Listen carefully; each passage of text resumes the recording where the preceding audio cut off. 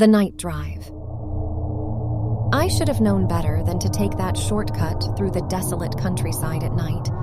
The moon was shrouded in a thick layer of ominous clouds, and the only source of light came from my car's dim headlights cutting through the darkness. The road ahead seemed never-ending, surrounded by dense forests on both sides.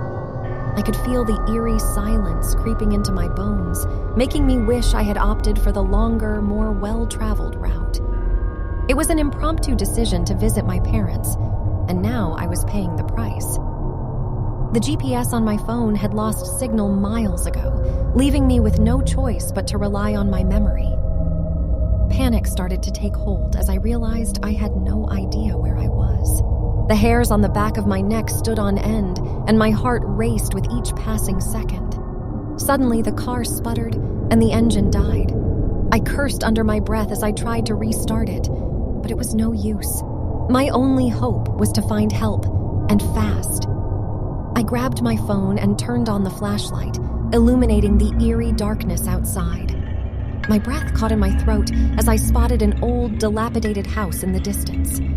With a glimmer of hope, I decided to make my way towards the house. My footsteps echoed eerily in the silence, and my heart pounded louder with every step. The house seemed to loom larger with each passing moment, and as I got closer, I noticed the broken windows and the overgrown weeds that swallowed it up.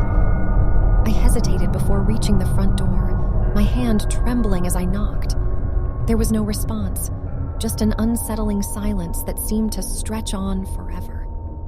As I turned to leave, the door creaked open, revealing a dark, musty interior.